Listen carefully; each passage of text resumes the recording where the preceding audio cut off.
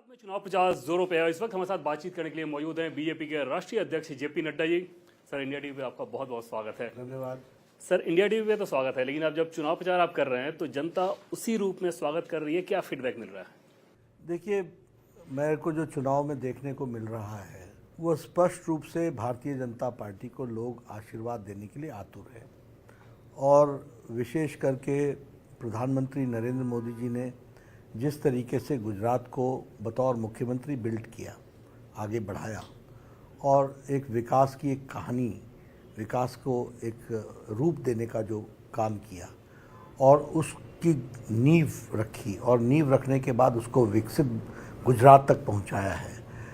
और प्रधानमंत्री बनने के बाद जो यहाँ के अटके हुए प्रश्न थे यूपीए सरकार के द्वारा, उन सबको हटाते हुए, उन सब का निवारण करते हुए गुजरात को एक नई छलांग लगाने के लिए जो तैयार किया गया है और जो छलांग लगा रहा है गुजरात, उसके प्रति गुजरात की जनता का अटूट विश्वास है उन पर और अथाह प्रेम है। और इसलिए इस चुनाव में एक तरफा भारतीय जनता पार्टी के पक्ष में फैसला करने का गुजरात की जनता ने मन बनाया है। इशूज़ के हिसाब से बात करें तो बहुत सारे इशूज़ रहते हैं, लेकिन जो सबसे स्ट्राइकिंग इशूज़ पक्ष में जो आप लोगों को लग रहा है वो कौन सा लग रहा है? विकास के दृष्टि से गुजरात आज प्रिपेयर्ड इंडेक्स के दृष्टि से देखा जाए, लॉजिस्टिक इंडेक्स की दृष्टि से देखा जाए, फूड सेफ्टी के इंडेक्स के दृष्टि से देखा जाए, ईज़ ऑफ डूइंग बिजनेस की दृष्टि से देखा जाए, एफडीआई के फॉरेन डायरेक्ट इन्वेस्टमेंट की दृष्टि से देखा जाए, एक्सपोर्ट्स की दृष्टि से देखा जाए, ये एक हब बन चुका है और ये एक नंबर 1 स्टेट के रूप में उभर करके आया है। फार्मास्यूटिकल्स में नंबर 1 है, हर दृष्टि से नंबर 1 है, पावर में सरप्लस स्टेट है, कनेक्टिविटी में सबसे आगे खड़ा है ये स्टेट। तो लोगों को विकास चाहिए और उसकी नींव प्रधानमंत्री जी ने रखी, बाद में उसको परवरिश भी की, उसको आगे बढ़ाया और लोग इस विकसित गुजरात को देख करके खुश भी हैं और इसको और आगे बढ़ाने में प्रधानमंत्री जी का वो पूरा सहयोग कर रहे हैं। इस बार जैसे देखा गया कि अचानक आप लोगों ने मुख्यमंत्री बदला, पूरा मंत्रिमंडल बदल दिया गया, जाहिर तौर पर वो इस बात का सबूत था कि चेंजेस की ज़रूरत थी, ग्राउंड पे वो फीडबैक रहा होगा। ये आशंका है कि कहीं से वो भीतरघात हो सकता है? कोई भीतरघात नहीं होता। और दूसरी बात क्या है देवेंद्र जी, हमारे यहाँ गुजरात बड़ा पुराना संगठन है, इसलिए यहाँ प्रयोग भी होते हैं, नए तरीके से चीज़ों को रखने का प्रयास भी होता है। तो इसलिए, और जब चेंजेस होते हैं तो उसके कई कारण होते हैं, तो उन कारणों को ध्यान में रख कर के ही किया जाता है और नए लोगों को चांस मिले, ये हमारी कोशिश होती है। और जो, लेकिन मैंने आपको आधार बताया, जिस आधार पर लोग भारतीय जनता पार्टी को आशीर्वाद देने के लिए, वही आधार है। विपक्षी आरोप लगाते हैं कि बीजेपी पोलराइज करने की कोशिश गुजरात चुनाव में भी कर रही है और लगातार वैसे इशूज़ को उठाया जा रहा है जिससे पोलराइजेशन की तरफ जाए। कोई हम पोलराइज नहीं करते हैं, हम देशभक्त लोग हैं। हमने बड़े स्पष्ट शब्दों में कहा है, देश प्रथम, पार्टी सेकंड, सेल्फ लास्ट। तो इसलिए देश पहले आता है और देश की मजबूती के लिए जिन बातों का ध्यान रखना चाहिए उनके प्रति हम लोगों को आगाह भी करते हैं और लोगों को उसके बारे में हम जानकारियां भी देते हैं और हम सरकार में रहते हुए उसके प्रति आगाह भी रखते हैं और चिंता भी करते हैं। आपने कहा कि हम देशभक्त लोग हैं, कौन देशभक्त नहीं है? हर भारतीय देशभक्त होगा। वो ठीक है, लेकिन इसके बावजूद भी मैंने देखा है ना, कांग्रेस के रिजीम में यही गुजरात के बंदरगाह ड्रग के अड्डे बन गए, माफियाओं के अड्डे बन गए, स्मगल्ड आर्म्स के अड्डे बन गए। आज वो इकोनॉमी को बूस्ट करने के लिए वो माध्यम बन गया है वही पोर्ट। तो आप राष्ट्रभक्त तो थे, लेकिन कैसे थे उसके नमूने आपको मैंने दिखा दिए। प्राइम मिनिस्टर नरेंद्र मोदी ने प्रचार के दरमियान ये कहा कि जब मैं आतंकवाद से लड़ रहा था तो कांग्रेस पार्टी जिसकी केंद्र में तब सरकार थी वो हमसे लड़ रही थी। इस बात को लेकर कांग्रेस पार्टी बहुत आग बबूला है उनका। वो बता रहे हैं कि किस प्रकार से आतंकवाद का दंश उनके परिवार ने झेला, राहुल गांधी के। ठीक है, वो उनके बारे में आज मैं चर्चा नहीं करना चाहता हूँ। ठीक है, उनके परिवार ने, हमने देश के 2 प्रधानमंत्री खोए, ये दुखदाई बात है, निंदनीय बात है।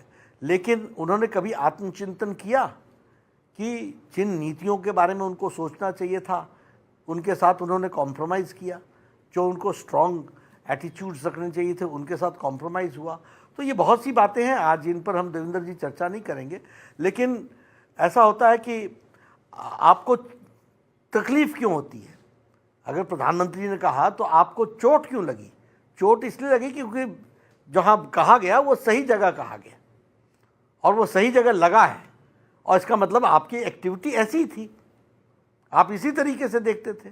कहाँ से लेके आए हैं, मुश्किल से निकाल के किश्ती हम लेकर के आए हैं, तो वो कश्ती कहाँ से लेके आए बताना हमारी जिम्मेवारी है कि नहीं है? तो इसमें दिक्कत की क्या बात है, मैं समझ नहीं पाता हूँ। 2 घंटे बिजली आती थी, आज 24 घंटे हम दे रहे हैं, बताना हमारे लिए गुनाह है क्या? 2 बूंद पानी के लिए लोग तरसते थे, माताएं बहनें सड़कों पर खड़ी होकर के टैंकर का इंतजार करती थी और झगड़े होते थे पानी के लिए, और घर में पानी आ जाए तो ऐसा लगता था जैसे कि हमने बहुत बड़ी जंग जीत ली। आज 24 घंटे पावर सप्लाई, इलेक्ट्रिसिटी सप्लाई है, 24 घंटे हर घर जल है, हर घर नल है। ये बताना हमारा जिम्मा है कि नहीं है कि कहाँ से लेके आए हैं किश्ती निकाल करके? उसके बारे में लॉ एंड ऑर्डर ने, ज्यूरिस्प्रूडेंस ने डिटेल में वर्कआउट किया है। ये कोई राजनीतिक मसला नहीं है, ये ज्यूरिस्प्रूडेंस का मामला है, ये जुडिशरी का मामला है, और जुडिशरी ने इन सब चीज़ों को तहकीकात करके किया और वो सुप्रीम कोर्ट में गए हैं, वहाँ जो कुछ भी उनको मिलना होगा मिलेगा। इसमें तकलीफ की क्या बात आती, मैं ये नहीं समझता हूँ। एक और तकलीफ की विषय अपोजिशन के लिहाज से है सर, यूनिफॉर्म सिविल कोड। उनका ये कहना है कि गुजरात चुनाव के ऐलान से थोड़े दिन पहले ही यहाँ की कैबिनेट ने फैसला किया, कमेटी बना दी गई, ये भी जानबूझ के पोलराइज करने की कोशिश है। क्या है इसमें पोलराइजेशन? हम पहले से मान करके चलते हैं कि इस देश में हर एक को, सिटीजन को अपनी जिम्मेवारी निर्वहन करनी पड़ेगी। Every citizen has to equally share the responsibility and shoulder the responsibility. इसके लिए सिविल कोड में यूनिफॉर्मिटी आए। इसमें क्या हम कौन सी चीज़ छुपा रहे हैं? और ये कौन सी, जहाँ जहाँ हम कर सकते हैं हम करेंगे, हम इस तरीके से आगे बढ़ेंगे। क्योंकि आप बीजेपी के राष्ट्रीय अध्यक्ष हैं, कई सारे राज्यों में बीजेपी की सरकार है, अलग अलग राज्य सरकारें कर रही हैं, राष्ट्रीय स्तर पे ही ये हो जाना चाहिए। योजना का विषय है, हम करेंगे जब हमको जब लगेगा। नहीं करते तो भी आप प्रश्न करते हैं, करते हैं तो भी आप प्रश्न करते हैं। देवेंद्र जी, किसी एक इलाके से तो छोड़ दीजिए और पार्टी चलाना हमारे लिए छोड़ दीजिए, हम चला रहे हैं, हम देखेंगे उसको। राष्ट्रीय स्तर पे हो सकता है कि नहीं, देखिए हम लोग मिलकर के तय करेंगे, लेकिन जहां हमारे प्रदेश में सरकार आ रही है और हम सरकार में हैं, वहां हम क्या करने वाले हैं ये तो हम बताना हमारी जिम्मेवारी है, तो हम बताते हैं। एक और चीज़ को लेकर भी समाज में अलग अलग हिस्से से ये आवाज़ उठती रहती है कि जनसंख्या नियंत्रण को लेकर भी अब वक्त है कि उसके लिए एक सख्त कानून होना चाहिए। बीजेपी के राष्ट्रीय अध्यक्ष के तौर पे आपका क्या मानना है? देखिए, सब लोग मिलकर के तय करेंगे, लेकिन मैंने साफ कहा कि देश की हर समस्या को जॉइंटली मिलकर के सबको शोल्डर करना है। रिसोर्सेज भी हमारे, अगर हम इक्वली इंजॉय करना चाहते हैं तो रिस्पॉन्सिबिलिटी भी हमको इक्वली इंजॉय करनी है और इक्वली शोल्डर करनी है, वो हमको करना चाहिए। गुजरात चुनाव में इस बार आप लोगों का जो मैनिफेस्टो आया रेडिकलाइजेशन को लेके भी, उसमें बताया गया कि आगे की किस प्रकार से प्लानिंग है, क्या यूनिट होनी चाहिए। बड़ा मसला है ये। देखिए, बड़ा मसला इस तरीके से है कि गुजरात में आपने देखा किस तरीके से टेररिस्ट एक्टिविटीज़, स्लीपर सेल्स, ये सब एक्टिवेट हुए थे। तो इस पर नज़र कैसे रखी जाएगी? इसके लिए डेडिकेटेड सेल होना चाहिए। कुछ लोग ओवरग्राउंड काम करते हैं, कुछ लोग अंडरग्राउंड काम करते हैं। आपके शरीर में भी, हमारे शरीर में भी कैंसर सेल हैं, ट्यूबरक्लोसिस के सेल हैं। वैसे ही देश में कुछ बैड सेल्स हैं, कुछ गुड सेल्स हैं। तो गुड सेल्स को चिंता करनी पड़ेगी ना कि बैड सेल्स काबू में रहें। तो एंटी रेडिकलाइजेशन, जो रेडिकलाइजेशन कर रहे हैं उनके खिलाफ एंटी रेडिकलाइजेशन सेल्स, इनको हम एक्टिवेट करें, ये तो हमारी जिम्मेवारी है। तभी तो देश मजबूत रहेगा, देशभक्तों का देश रहेगा। एक नैरेटिव चलाया जाता है सर कि मुस्लिम अभी भी बीजेपी से दूर है। बीजेपी के राष्ट्रीय अध्यक्ष के तौर पे इस नैरेटिव को आप कैसे देखते हैं? देखिए, हम सबका साथ, सबका विकास, सबका विश्वास, सबका प्रयास लेकर के चले हैं। उज्ज्वला में किसको सबसे ज़्यादा लाभ मिला हमें नहीं मालूम, क्या हम जानते नहीं हैं? क्या हम ये बिना जाने हुए हम उनको लाभ पहुंचा रहे हैं? हम जानते हैं। हम सबका साथ, सबका विकास को हम लेकर चल रहे हैं, इस नियम को लेकर के चल रहे हैं। प्रधानमंत्री आवास योजना में लाभ, अच्छा लाभ किसको मिलता है? माइनॉरिटीज़ को मिलता है। शिक्षा में लाभ किसको मिलता है? माइनॉरिटीज़ को मिलता है। हमारे उजाला योजना में किसको मिलता है? सौभाग्य योजना में किसको मिलता है? तो हम सबका साथ, सबका विकास, सबका विश्वास, सबका प्रयास लेटर और स्पिरिट में कर रहे हैं। लेकिन हाँ, justice to all, appeasement to none. सब बराबर हैं, सबको बराबर का अधिकार है, सबको बराबर लेकर के चलना, ये हमारी जिम्मेवारी है। आप जैसा कि बता रहे हैं कि डेवलपमेंट के इतने सारे काम बिना किसी भेदभाव के किए जाते हैं, बावजूद इसके जब ये कहा जाता है कि यहाँ जो मुस्लिम वोट बैंक है वो बीजेपी को नहीं मिलता, इस बात को लेकर पार्टी के अध्यक्ष के तौर पर पीड़ा होती है। हम प्रयास करते रहते हैं। देखिए, वो भी एक दिन समझेंगे। हमारा पूरा विश्वास है कि अंततोगत्वा उनको भी ध्यान में आएगा कि हम ही उनके रखवाले हैं, हम ही उनकी चिंता करने वाले हैं, बाकी सब वोट बैंक की पॉलिटिक्स करने वाले हैं। एक चीज़ से मैं देख रहा था कि प्रधानमंत्री नरेंद्र मोदी को लेकर, जब वो पहले मुख्यमंत्री थे फिर प्रधानमंत्री, 2006 से लेकर अब तक 82 दफ़ा ऐसा हुआ है जब कांग्रेस पार्टी के नेताओं की तरफ से बहुत आपत्तिजनक शब्दों का इस्तेमाल किया गया है। अभी कांग्रेस पार्टी के राष्ट्रीय अध्यक्ष मल्लिकार्जुन खड़गे ने भी जिस भाषा का इस्तेमाल किया, आप इसे कैसे देखते हैं? देखिए देवेंद्र जी, ऐसा है कि खड़गे जी तो अध्यक्ष हैं, लेकिन जिस दिन भारत के प्रधानमंत्री मोदी जी बने हैं तब से सोनिया जी को और राहुल जी को ये अपाच्य है, ये पच ही नहीं पा रहा है कि कोई साधारण परिवार का व्यक्ति प्रधानमंत्री बन सकता है। ये इनकी अधिनायकवाद, बोलिए अधिनायकवाद शब्द ठीक नहीं होगा, लेकिन एक परिवारवाद का जो एक अहम होता है वह इतना इनमें अहम है कि ये रस्सी जल गई है पर बल नहीं गया है।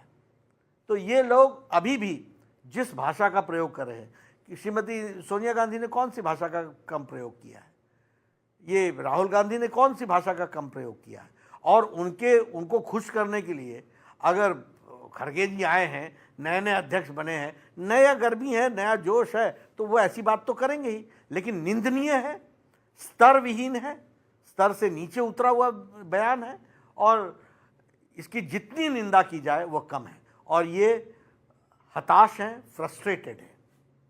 आपने बताया कि वो राष्ट्रीय अध्यक्ष बने, जिस प्रकार से कांग्रेस पार्टी इसको बहुत प्रचारित कर रही थी कि हमारे यहाँ डेमोक्रेसी है, लोकतंत्र है, और इस बात को लेकर दूसरी तरफ बीजेपी पे निशाना साधा जाता है। डेमोक्रेसी दिखी वहाँ? खड़गे जी को और कांग्रेस पार्टी को बीजेपी का धन्यवाद करना चाहिए। किस बात के लिए? वो इसलिए कि हम लोगों ने वंशवाद और परिवारवाद के खिलाफ जो जंग छेड़ी है, तो इस कारण से उनको कांग्रेस परिवार से बाहर अध्यक्षता देनी पड़ी है। पहली बात समझ लीजिए। दूसरी बात, वो जो अध्यक्ष बने हैं वो सुनते परिवार की ही हैं, इसलिए परिवारवाद प्रत्यक्ष रूप से चल रहा है, परोक्ष रूप से भी चल रहा है, ये आपको ध्यान में रखना चाहिए। राहुल गांधी सर एक चीज़ बहुत मुखर होकर लगातार कह रहे हैं कि बीजेपी के बारे में, संघ के बारे में, कि आप लोग नफरत फैलाते हैं, जबकि उनके दिल में नफरत नहीं है, उनके दिल में सिर्फ प्यार ही प्यार। ये प्यार दिखता है क्या आपको? ऐसा है, सबसे पहली बात तो ये मैंने बार बार देवेंद्र जी बोला, राहुल गांधी जी को अभी पढ़ाई बहुत करनी बाकी है। उनको देखिए ना, इनको यही नहीं मालूम कि इनकी दादी, इनकी नानी, नहीं दादी, इनकी दादी आरएसएस को हर भला बुरा बोलते हुए कांग्रेस पार्टी ही नुकसान में पड़ी। इनके पिताजी आरएसएस को और भारतीय जनता पार्टी को पानी पी पी करके जो बोला है वो आपके सामने है, लेकिन यही कमज़ोर हुए, हम आगे बढ़े हैं। अब इन्होंने भी यही काम पकड़ा है, इनको मुबारक, ये पानी पी पी कर भारतीय जनता पार्टी आगे बढ़ेगी। जब इनको इतिहास ही नहीं मालूम तो मैं क्या कर सकता हूँ।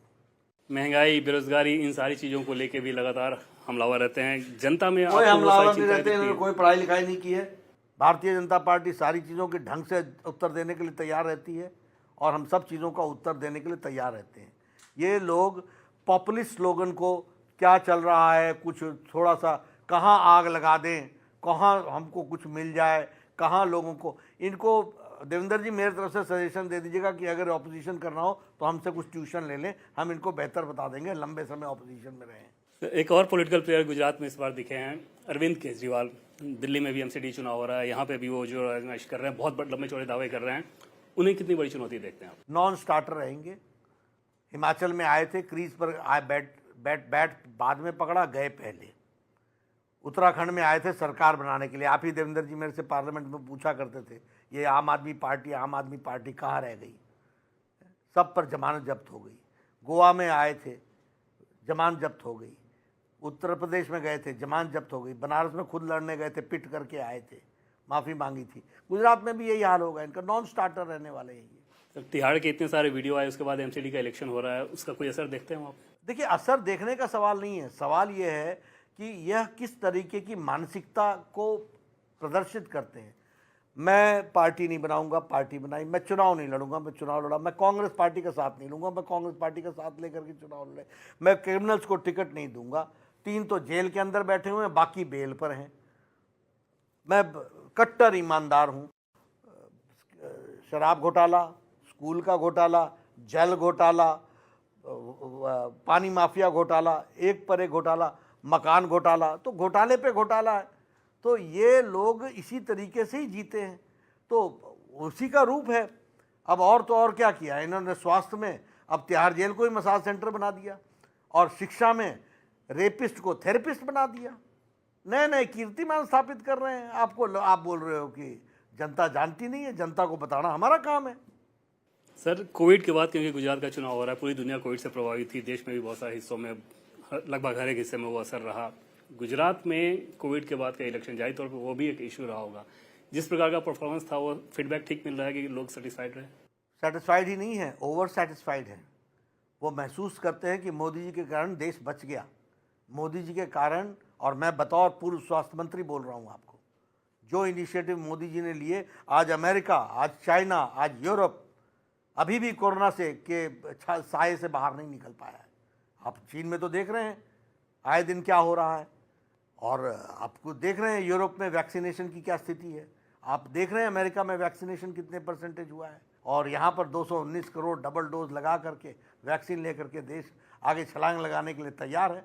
आपको गुजरात के बाजार में कहीं दिखता है कि कोई कोरोना का कोई साया दिखता हो? और ये मोदी जी के कारण हुआ है, सिंगल हैंडेड। और उन्होंने जिस तरीके से डॉक्टर्स को और पैरामेडिक्स को इनकरेज किया, साइंटिस्ट को इनकरेज किया, देश को आगे बढ़ाया, और देश चला है उनके साथ।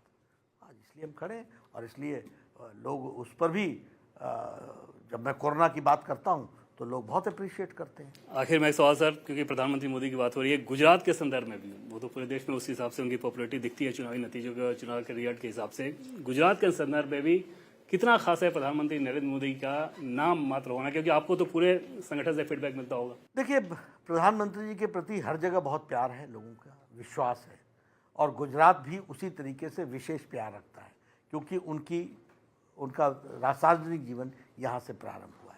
वो यहाँ व्यक्तिगत रूप में रुचि भी लेते हैं, व्यक्तिगत रूप में वो हज़ारों कार्यकर्ताओं को जानते हैं, वो हर चीज़ से वाकिफ़ हैं, और गुजरात को उनका गुजराती होना गुजरात प्राइड तो देता ही है।